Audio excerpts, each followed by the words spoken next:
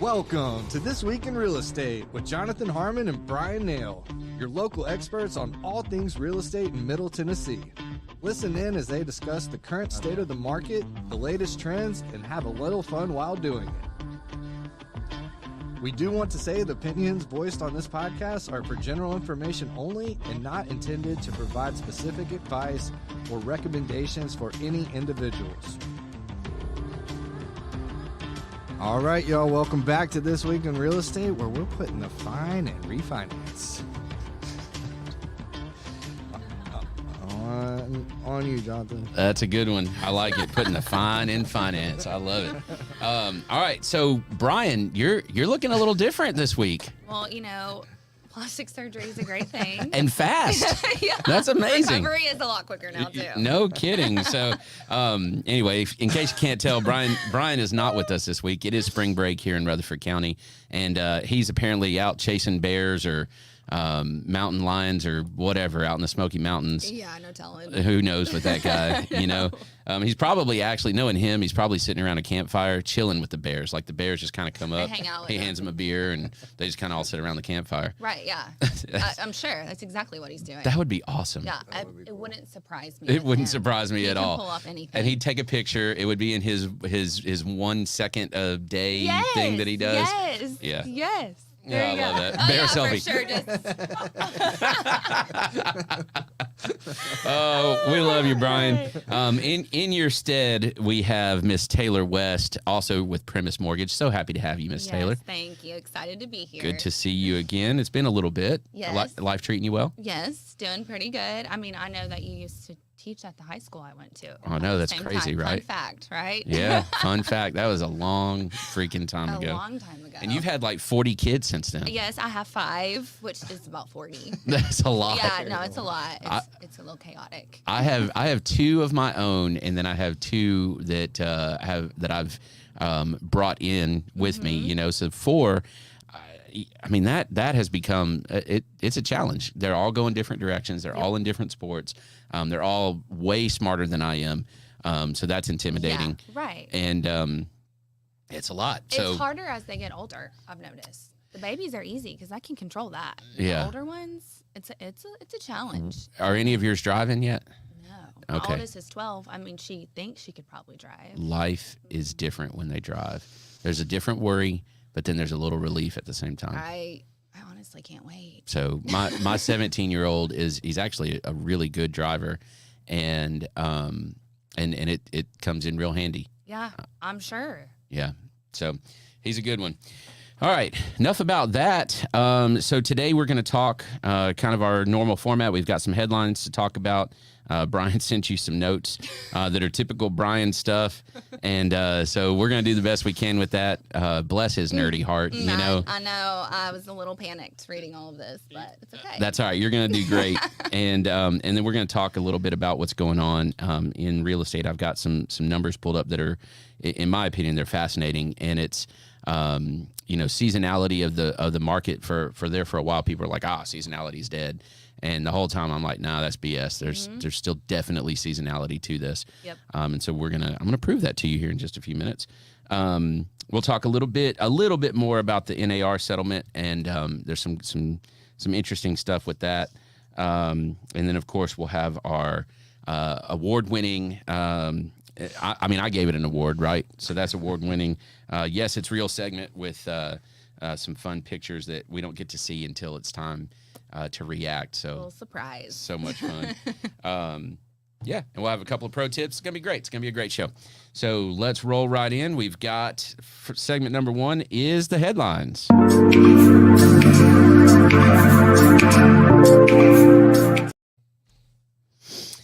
All right. So first thing, I'm gonna open this up with a conversation about again, that seasonality issue. So I'm looking at numbers right now from Rutherford County, and we've got a rolling 30-day comparison of the past 30 days to the previous 30 days. And what's interesting about that is that inventory is up 6%. So from January 26th to February 25th, inventory is up 6% since then. For the section of time, February 25th to March 26th. And that is after the snowpocalypse, which was January 16th is when that started. So this does take into account shutdown time, Right. which we always want to make sure we're comparing as much as possible apples to apples. Under contract inventory from February 25th to March 26th, compared to January 26th to February 25th, is up 14%. There's 14% more contracts. So we've seen warmer weather, we've seen sunshine, and we've seen just more activity happening since then. And I'll tell you, one thing that I have found that's interesting, and I don't know if your contract flow has been similar to this, agents are really dumping their listings on the market on Thursdays and Fridays. Yeah. So I get a gazillion auto emails, and like Monday, Tuesday, it's a ghost town. Mm-hmm. Wednesday it starts to ramp up, and then Thursday it's pretty busy. Friday, my little auto notifier for all the different searches that I have going, mm-hmm. it's like, I mean, it's nonstop. And this is probably a silly question, but that's probably, I would assume, because people are out right now on the weekends shopping. They know people are going to want to go look at houses. It's pretty outside. Mm-hmm. They're getting out more. I think that's the assumption, mm-hmm. right? I think that's what agents think is, let's show it on the weekends. And then also for the seller, it's more convenient, mm-hmm. right? So maybe they go away for the weekend and let the house show. Right. I've seen multiple offers come back. Yep. Especially in the lower price points. I've competed twice now in the last 3 weeks. I believe that. But the flip side of that also is that if you want to get noticed, let's list your house on a Monday or Tuesday. Mm-hmm. And because there's just not as many, right? You're not getting 14 at a time. You're a 1 or a 2. Yes. So there's some ways to play with that information, right? If we have that information, yep. Right. So that's my headline. What's yours? Well, the Fed meeting. Obviously, everyone wants to know about rates. That's the top question I get asked all of the time. Every lender does. Mm-hmm. You tell someone you're a lender, they're like, what are rates? And it's always come back with something kind of sassy. But for today, yeah. I can't believe it. I'm like, well, what's your credit score? Let's just do an app right here. Yeah. But they said they still expect to make 3 rate cuts this year. Mortgage rates like the press release and rates moved favorably. There are some who don't think that that's likely. Now, I did some little research last night on top of what Bryan sent me. Good job. And there are some people that the officials are arguing that we might only have 1 rate cut this year. Mm-hmm. And then there are some that are saying that the cut should be expected between June and September.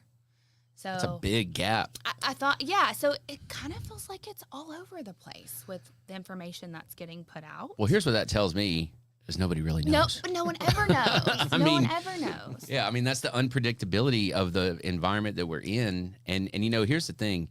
What I like is that the Fed is not bending to consumer sentiment mm-hmm. right now, right? They're not looking at it going, oh my gosh, we've got to drop these rates. Yep. They're saying, no, our goal is to curb inflation, period. Yes. Yep. And the way that we can do that is by controlling these rates. Mm-hmm. And until we get, and we've been saying this for a while, ultimately until the economy hurts a little bit, mm-hmm. they're not going to do it. No, they're certainly not going to do it at any meaningful amount. Right. No.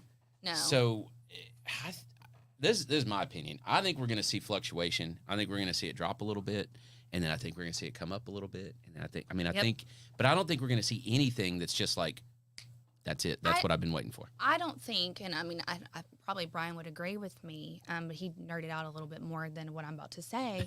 I think people are expecting us to go back down to those 3s. Not going to happen. That's not going to happen. Maybe ever. No, I think we're still going to stay kind of where we're at, which isn't the end of the world. If you love a house, let's find a way to make it work for you, you know? Yeah. I think we're 5 to 7. I think we are too. For, I hate to say forever because mm-hmm. that's an awful long time. I think this is the new normal. Mm-hmm. And I think we got used to, when I was in the mortgage business back in 2016, when I first started, rates were at 4.5% then. So coming back into this industry after a 4-year break from having all these babies, Wait, you had 5 kids in 4 years? Well, no, actually, I think I had. I was like, holy cow. I had 2 or 3. I think I had 2 or 3. No, I lost count. I was pregnant for about 10 years straight. That's the truth. I mean, it was a long time. But when I came back and I was pricing stuff, I'm like, oh my gosh, like this is almost doubled. However, this is where we're at, and people are still going to buy. They're still going to buy. The reality of it is a 2% mortgage rate or a 3% mortgage rate it honestly should not have happened. No. I mean, it just shouldn't have. Nope. And we said that, Bryan, myself, I'm sure you as well, anybody that knew what was going on, we're sitting here going, this is awesome for the consumer. This is not good. but overall, this is not healthy. No. Yeah. Nope. So, all right, good stuff. Let's move on now to our market movers. This is the stuff that's coming up that we should watch for and see what happens.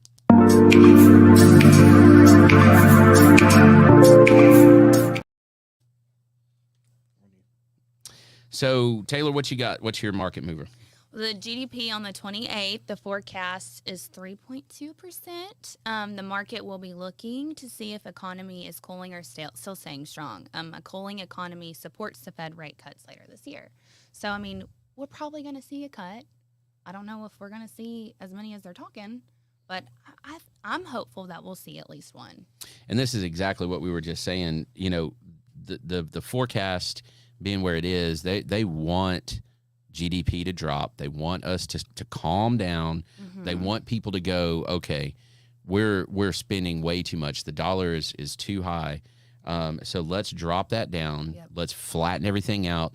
Let's deflate for a minute, right? Or at least stop inflating. Good gracious. Right, yes. And until it does, and here's the thing, this is where it's really challenging, is that numbers, you can make numbers say just about whatever you want. Right. And with it being an election year, the Biden camp does not want the economy to be in bad shape. No. And they would rather have high interest rates than they would a recession. Mm-hmm. And so from their perspective, they're preaching, we're economy strong. And we're all sitting over here going, can we please get some rate relief? Yep. And those are, they don't work together. No. So it's very interesting, this dynamic that we have right now. Well, and I've had people say to me, well, I'll just wait closer to the election. And I'm like, first of all, we are in the middle of the election. Like, it's starting. Like, yeah, we're here. We're there. I don't know that I would wait until closer to November because there's no telling how this will look then. And one of the numbers that I didn't go over is average list price. So those 30-day that 30-day rolling average list price is already up 1% from January, February to March, February, March. So it's already up 1% in 1 month. That's a lot, y'all. You take that out and it's even. That's 12% over the year. And I will tell you, it's never even. Yeah. So if it's 1% in the winter, then that April, May, June month, it's going to be up 2-3% each month. I mean, that's just how we work. We gain most of our ground in those 3 months. Yep.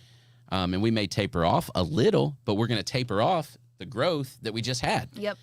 So and people don't understand that. Yeah, even if things change, those prices of those homes are still going to increase. That's it. And they're going to get higher and higher. And so if we drop a 0.5 percentage point, but we go up in price 5%, your payment's going to go up. Yes. Even with the lower interest rate. Yes. You're not gaining ground. No, you're not. And that's why I always tell people, like, just jump now. Jump now. Because you don't know what the next few months are going to look like. Yeah. Sale price is up 3%. So list price is up 1%, sale price is up 3%. Why is that different? Multiple offers. That's what I was just talking about. And get this, month supply. So the supply, which is a calculation based on how many were listed versus how many went under contract, is down 15%. Now, we went up pretty substantially over the winter, but we're down 15%. So, again, supply is short. Prices are going to naturally go up. That's just what happens. Yep. No, regardless of what the rates do. Yep. Interesting. Okay. My market mover, we've already been talking about it, is the weather. Honestly, as trivial as that sounds, are we done with winter? Well, let's see tomorrow. Right. Or this afternoon even, right? Right. Yeah. If we're done with winter, then it is game on. Yes. And here's the thing. It doesn't even matter if we're actually done with winter. Does everybody think we're done with winter? Right. That's what matters. And if that's the case, spring has started and the selling season is on. Yep. And so it's gonna be crazy, and we've got pent up demand since probably September, and people just kind of sat on their hands for 6 months, and now they see that the rates are not going to move, and there's a whole lot of folks that are saying, I'm not going to say exactly what they're saying, but rhymes with duck it, and they're in, like they're doing it. And those are my favorite people because they get it. You know, they get it. What they waited for didn't happen. Right. Yep. And now they know they have to make a move. That's it. That's it. They're busting at the seams, and it's either that or split up their family or who knows, right? You know, well, I think there is something to the weather. I know that it sounds silly, but it's true. The sun is shining. People are getting out. They're driving around town. They're seeing putting their windows down. Yes. They're putting their windows up, and they're hearing the neighbors scream next door, and they're like, I've got to get out of here. That's why I wanna move. Like, they have to. If they're my neighbors, they hear my kids screaming, so they definitely want to move. They're like, we got to get away from all these freaking kids. I'll send you to my neighbor's house after we're done with this. Yeah, no. Put a for sale sign in their yard. Right. Yeah, well, y'all will we'll have to let you know when there's showings so that you can get your family out. Oh, that's right. Yes, I'll do everyone a huge favor. There is a property condition disclosure item that asks if there are noise issues in the neighborhood. Oh, that's Did you know funny. that? That's really Would funny. your neighbors check yes? You know, probably. I don't know. Sometimes there's yelling in my house and break up a few little cat fights between my oldest two, but. Oh, there's yelling in my house as well. It's usually me at the kids. Yeah, right. That's funny. Oh, that's great. Okay, good stuff. Let's go to the shiny penny. Back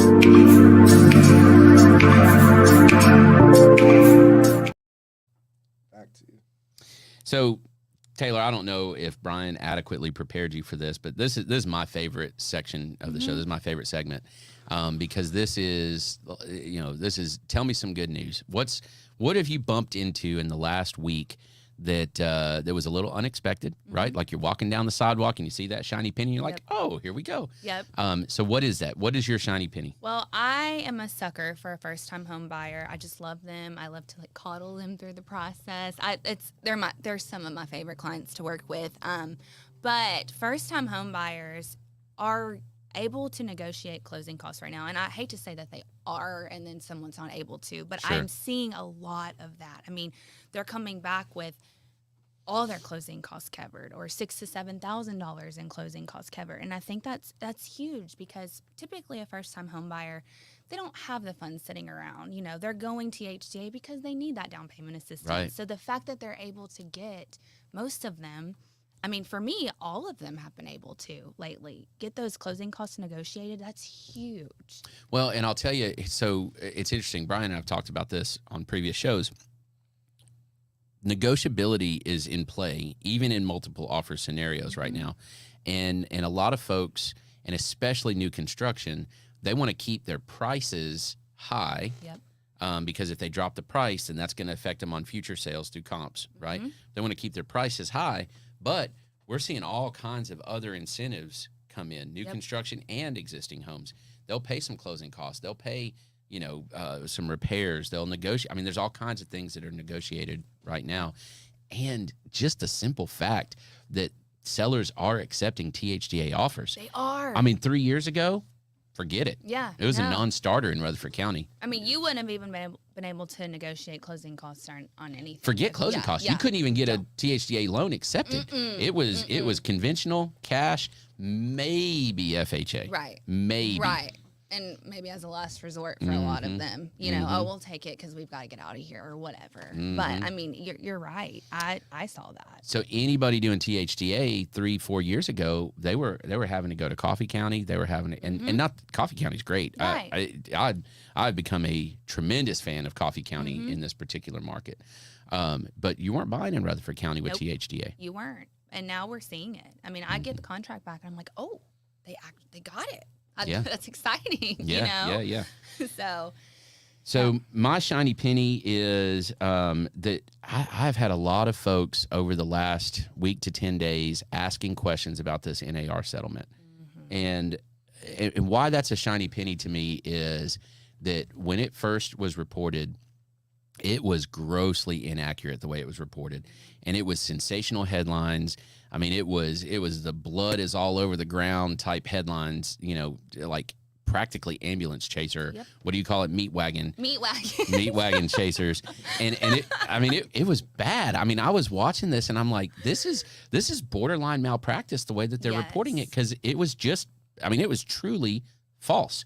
And a lot of people, and I've spent a lot of effort trying to counter some of that within my own sphere. Right. But a lot of folks are asking me questions. They're asking clarifying questions. They're saying, so what does this actually mean? So they're skeptical enough about what was reported. It made no sense the way it was reported. And people are asking. They're not just taking it at face value. And that is a huge shiny penny to me. That means that they trust me. That means that they don't trust the sensational headlines. And they're thinking on their own. And man, that's good for our society. That is good for our market. And you know, at the end of the day, NAR took one kind of for the team is what it amounts to. I didn't really like it when they first did it because I didn't understand exactly what the dynamic was. Right. But they did. They took one for the team, and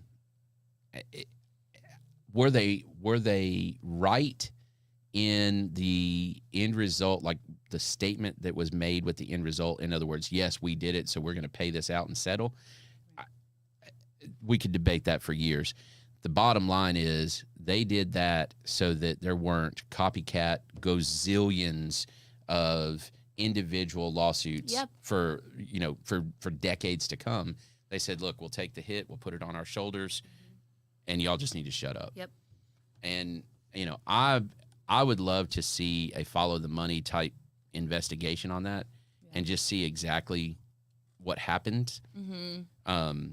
Anyway, we'll see if that happens. I mean, I was listening to a podcast yesterday just kind of educate myself as a lender, you know, and he's a mortgage lender that I was listening to, and he was talking about how it looks from the real estate side.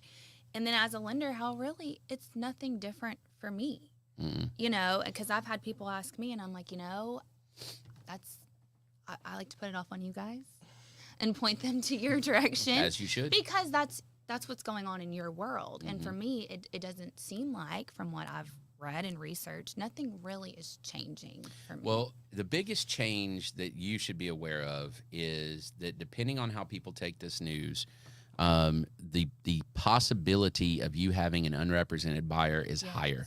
Yep. And that is ultimately, it's not good for anybody, including sellers, just because two real estate agents putting a deal together, you mentioned this a little bit ago, it is an emotional, like, why does the weather matter, right? Yeah. Because as business oriented as this transaction is, it is completely shaded by emotion. Yes. And human behavior. Yep. Right? Yep. And so when you have that, you need some cooler heads that understand that dynamic, but also understand the business dynamic of it and get everybody going to the same direction. Yep.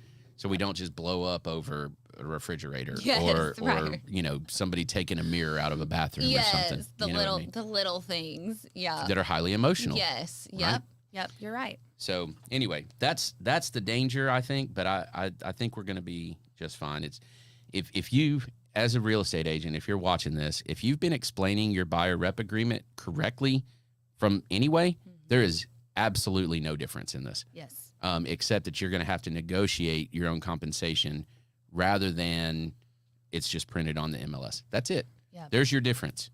Yeah. I heard him say yesterday, too, and you can correct me, he's thinking that the buyer's side, the buyer's agent, will see more of like a 1%, 1 to 1.5% commission. See, and here's the thing, and this is what pisses me off, to be honest with you, is that's none of your business. Yep. Number one. And number two, it's none of NAR's business. Right. NAR has never set my commission. NAR will never set my commission. And the moment that they try to, that's when they're into price fixing, which is exactly what the lawsuit was about. Do you think the sellers will, you know, try to hold that back? Like, well, we don't have to pay this, so we're not going to. You know, that sort of thing? And here's the thing, Taylor. They've always been able to do that. Yeah. Right. Like that's not new. Yes. Yeah, I know, but they don't know that. They don't realize that. Now, where this gets dicey is your first time home buyer. So the way and this is interesting, so we'll talk more about this then, is Sorry. that's okay. The way that it's always been is that the buyer is on the hook for the buyer agent commission. Yes. Okay. But with clear cooperation, there's an advertised concession of whatever, 1%, 2%, 3%, 1.5%, Yes. $3,000 flat rate if you're dealing with some of the big national builders, whatever. And it's advertised in the MLS.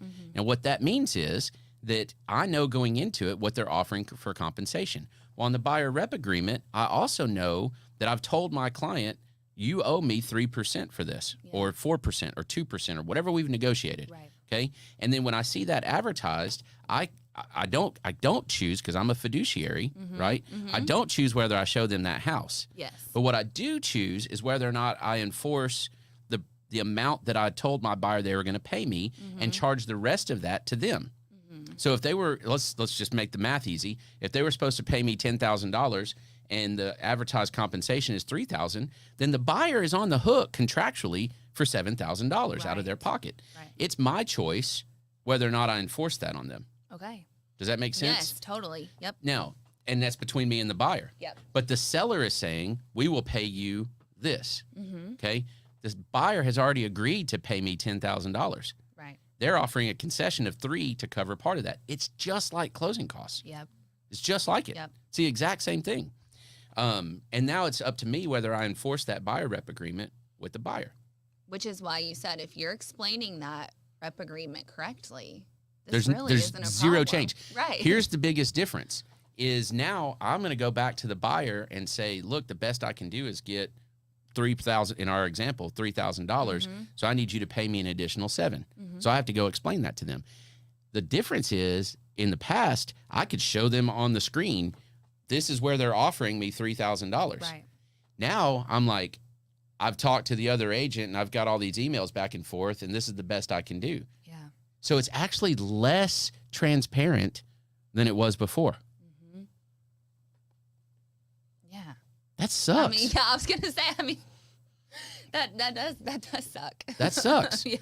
And the other piece of this is if I'm negotiating my commission with the other agent and I'm trying to negotiate a contract, guess what's going to happen? That's all going to get worked into the negotiation as to whether or not that buyer gets the house. Yeah, you're right. They should be separate. So it really works. It could work against who you're representing in a way. 100% it can. Yep. Right? And not only can it work against them, but now let's say, so let me ask you this. Let's say your house is worth $100,000. Okay. And you're going to pay the listing agent $6,000. Everybody keeps talking about 6%. Yes, okay. yes. Let's just do that. Okay. $6,000, and you're going to pay $3,000 to the buyer's agent and $3,000 to the listing agent. Yep. Okay. Now, all of a sudden, you don't have to pay a buyer's agent. Okay. So you're going to pay $3,000. Right. Okay. But the market says your house is worth $100,000. Are you going to automatically drop the price of your house to $97,000? No. Why the hell would you do that? Right. No. You're not. No. So they're talking about it's going to immediately have an impact on house prices. The market, the comps set the price of the house, not Right. the commission. No, has nothing to do with it. So now that buyer is still going to pay $100,000 for your house because that's what the market says it's worth. Right. And they're going to pay $3,000 to me to help them, or they're going to be unrepresented. Right. Which is a disaster. So they're either unrepresented or they're paying more for the house than they would have. Right. It doesn't drop prices. Yeah. No, it doesn't affect them at all. Nope. It does. Up. Right. Well, yeah, but yes, you're right. Yeah. So anyway, that's what's going to happen. And it's hopefully nothing will happen and hopefully everything will be fine. But that's the potential end result of this. It's just more fear mongering, really. It's blood in the water, man. know? Bunch of sharks. All right. Shiny Penny took a little longer. I got on my soapbox. I apologize, everybody, but hopefully you learned a little bit of something out of that. All right. This is my favorite part. Are you ready for this? I'm excited. This is the yes, it's real. Okay. All right. Trent, let's see it.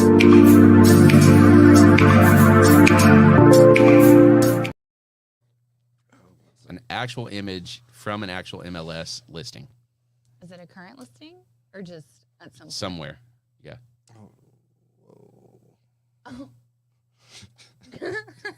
virtual staging at its finest. What? All right, so I have so many questions. Did they clip art stuff in? Is this actually a Staples ad? Like, what am I looking at here? No, it's so good. Oh. It's so bad. It's good. Why do we have 2 computer chairs at a That don't match. No. I mean, and it's very, like, obviously virtual. There's white lines around everything. You see this? Like, who put that up and said, Is this that the looks door? good. This is it. We nailed it. Is that the door? Oh yeah. Oh, that is the door. Wow. So this is somebody's first attempt at virtual staging. So this is funny because that is definitely an outdoor furniture set. Shit, you're right. That's 100%. awesome. Everyone has that set. There is enough room in this living room for your patio furniture. Yes. I'm pretty sure my grandmother had that same one with orange cushions. No joke. It's like wicker. Yeah, it's I can plastic see it. wicker. Yes, I know can exactly see what you're it. talking Yeah, about. everyone has that. Yeah. So And your plywood table. Oh, this is gold. Is this a computer screen cut in half or what is this? That It's not yeah. even Photoshopped good. I don't know what that is. I'm curious Is if that this a is like plastic the bag? ring and you're gonna get sucked into this television. Is Yeah. that going to the upside down right there or what? Stranger Things for sure. Yeah, and there's the Get me out of raven. this listing. Oh. This is lovely. I mean, at least the door. I mean, that looks great. That is a door. Outstanding. Yeah. Good job there. But yeah, carpet looks great. you know, let's work on this. Is That's so I have good. so many. Sam would not do this No, with he our virtual stage. Do you know wouldn't. Sam? I love Sam. Gordon. He coaches girls basketball, and I coach the cheerleading. Well, squad, he is so the man, and if He's if he does virtual staging, it does not look like this. he would die. He would That's so die. good. This is awful. Yeah. Are we done? That's yes, please. get it off there. That's awesome. Man, that's awesome. Oh me. Okay. Do you see why that's my favorite segment? Oh, I get it. Yeah, Totally. it's so That's much fun. great. Yeah, because we don't ever make mistakes. Well, no, of course not. Never. But not mistakes like that. Not That's to that awful. level. Yeah, that's next level for sure. Those sellers should. Yeah. Back up. Bless their hearts. Oh man. Wonder if that was a for sale by owner. It might have Probably. been. Oh, that was mean. I'm Oh. sorry. Okay. All right. Next segment. Pro tip.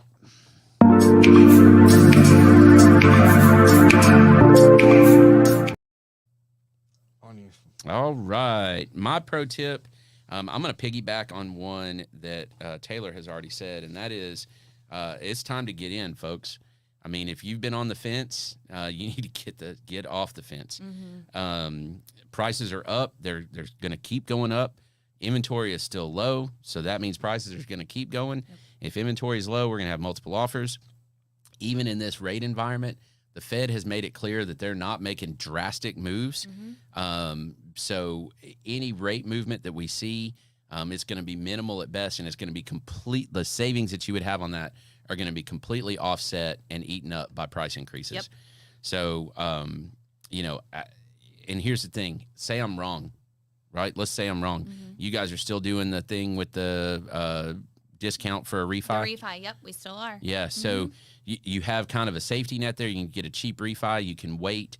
And I mean, here's the thing. At some point, rates will come down. Yes. Like at some point. Yep. This year, next year, 2 years from now, I don't know. They will be They're lower. going to come down. So if you can afford it right now and you need to make the move, stop waiting. Yep. It is time. And a sidebar to that, because I've talked about first-time home buyers because those are my thing. The rates for first-time home buyers are like THCA rate right now is awesome. So if you are a first-time home buyer out there listening, or you're representing someone who's a first-time home buyer who you've been talking to for so long, they need to jump now. It's time, because they really can get a decent rate right now. Yeah. Yeah, and we can, and until when the market floods again with buyers with a very small inventory pool, it's just going to get harder. It is. And like soon. Oh, yeah. I would say, even over the summer, it's going to be crazy. Brawl. Yeah. And here's the thing. I know I sound like I'm fear-mongering. I think that was the word you used. Yeah. I'm really not. I'm trying to give you the best advice possible. You're just, you know what? You're excited, you're passionate, and you know what's to come, and you're just encouraging people to jump. I'm looking at That's it. not I mean, it's right here. I can show it to you if you want to see it. Right, yes. Yeah. It's backed by the data, which is my least favorite thing. But it matters, It right? does matter. I just hate graphs. I was not good at math in high school, okay? But it's all there. It's right there. Do you know how many mortgage lenders I've talked to that say I'm not good at math? Like, you're not alone in that. I'm not even kidding. Like, it's terrifying to me. I'm good with computers and people, but math is not my thing. Well, the good news is you have all kinds of programs. That's what I do. I just type it in. It's like, okay, there it is. But if you ask me right now to add something in my head, I'd be like, Brian's done that to me. Brian's been like, if you do this and this, okay, what's the number? Because that's how Bryan coaches, by the way. Like, he's not going to give you the answer. He will sit on the phone with you for an hour while you're mouth breathing, trying to find the answer. And then he'll give you the steps to get there. But what's the answer? So I've been in tears on the phone with Bryan before going, Brian. hold on. He does not know that. Oh, he does now. No, he doesn't. Hey, Bryan, you made me cry once or twice. But he's trying to teach me. But when it comes to math, I'm like, oh, yeah, in my head, not happening. That's hilarious. I mean, my kids asked me the other day, Mom, what do you do? And I'm like, I'm a mortgage lender. And they're like, what is that? And I explained it. And they're like, so you do math all the time? You say you hate math. You say you're bad at it. I'm like, yeah, but my computer does most of the work. That's right. That's right. That's why I have this. Yes, right, right. Exactly. That's awesome. All right. This has been a good episode. See, you were nervous. This is great. I We're was done. so I know. nervous. So anyway, I think the moral of the story for today's episode is don't let the headlines and your own fear get in your way. And let's do this. Here's the thing. It might not be the right time for you, but let's get with some folks. Let's get with Taylor. Let's get with Bryan. Let's get with me. Whoever your personal, whoever it is that you love, that you trust about this kind of stuff, and have a conversation. Yep. Right. It can't hurt. And just see if your fear is right. Mm-hmm. You know what I mean? And maybe it is. Maybe you can't afford it at this point. Maybe you don't want to afford it at this point. That's fine. Right. But find out. If you want to do it, stop sitting on your hands, do something about it, Yep. talk to somebody that knows, and maybe it is exactly the right time for Well, you. I tell people all the time, even if you're 6 months out, go ahead and apply with me. It can't hurt. Right. I can look at it. We can see what it looks like for you. And it might be now. It might be that we need to do some more work and you're going to be ready to go in 6 months. But I want you ready to go when you want to be ready. That's it. Because you wait 6 months, it might be too late for you. That's you might it. have sat on it too long. That's know? right. So No, that's good. That's good. All right, so next week Brian's going to be back, unless that bear that he's chilling with decides to eat him, and he'll be back with us. We'll talk more about. Obviously, we'll talk interest rates again, whatever it is that affects that. Let's see, the 28th, right? That's the one we look forward to. Yeah, yes. GDP. So that's yes, on the 28th. Sorry, I totally. we'll that. we'll recap that, see what happens with that news, and I have a strong suspicion I'm going to bring more numbers to you that say it's still improving. You probably need to get moving. Yep. We're going to beat that drum until you get it. How about that? And Brian's going to dig all the way into it with all the graphs and all the info, and y'all will be good to go. I'm going to sit here like this. Yeah. That's how I felt reading this last night, but it's all good. It's awesome. Taylor, thank you so much for being here today. Thanks for having Thank me. you for filling in for Bryan. Thank you guys for watching. If you have any questions about mortgage, feel free to reach out to Miss Taylor West over at Primis Mortgage. If you have any questions about your real estate needs, obviously give me a shout. Trent, Missy, we got anything else that we need to talk about? That's it. All right. Let's roll that nitty gritty. Yeah, gotta have the nitty gritty.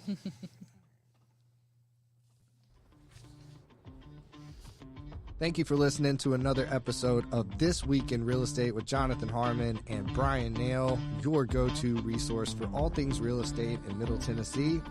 Be sure to like, share, follow, subscribe, and leave us a 5-star review. We will see y'all on the next one. Now for the nitty-gritty.